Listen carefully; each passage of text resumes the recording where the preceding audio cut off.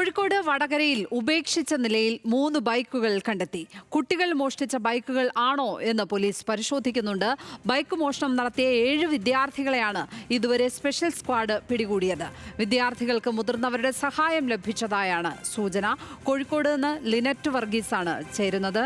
Lynette, ഈ കുട്ടികളുമായി ബന്ധപ്പെട്ട് ഈ ബൈക്ക് മോഷണം ഇതിന്റെ എന്തൊക്കെ വിവരങ്ങളാണ് ഇപ്പോൾ പോലീസിന് കിട്ടിയിരിക്കുന്നത്?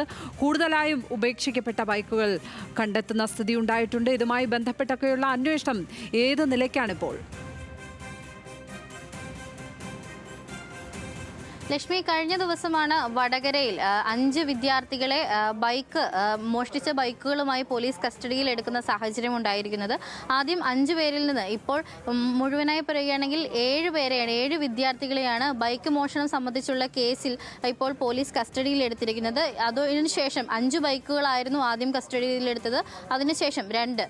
അപ്പോൾ 7 ബൈക്കുകളാണ് മുഴുവനായി ഇപ്പോൾ ഈ ഒരു കേസിന്റെ പേരിൽ കസ്റ്റഡിയിൽ എടുത്തത്. അതിന് തൊട്ടു പിന്നാലെയാണ് ഇപ്പോൾ 3 ബൈക്കുകൾ ഉപേക്ഷിച്ച നിലയിൽ വടകരയുടെ പല ഭാഗങ്ങളിലായി 3 ബൈക്കുകൾ കണ്ടെത്തുന്ന സാഹചര്യം ഉണ്ടായത്.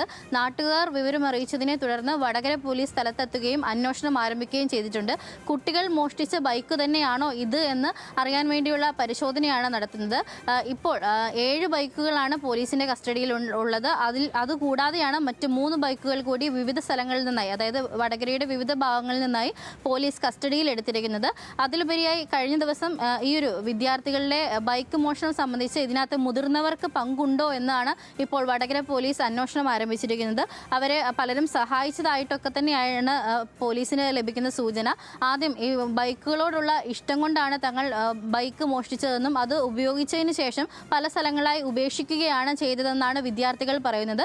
എന്നിരുന്നാലും ഈ മൊഴിയെ കണക്കിലെടുത്തുകൊണ്ടും മുതിർന്ന ആരുടെയെങ്കിലും സഹായം ഇവർക്കുണ്ടോ എന്ന് അറിയാൻ വേണ്ടിയുള്ള അന്വേഷണമാണ് ഇപ്പോൾ പോലീസ് ആരംഭിച്ചിരിക്കുന്നത്. ഇതിനകത്ത് കണ്ടെടുത്ത ബൈക്കുകളൊന്നും തന്നെ മതിയായ രേഖകളൊന്നും തന്നെ ഇല്ലാത്ത ബൈക്കുകളാണെന്നതും ശ്രദ്ധേയമാവുന്നു. ലക്ഷ്മി, ലിനറ്റ് വർഗീസ് ആണ് വിവരങ്ങൾ നൽകിയത്.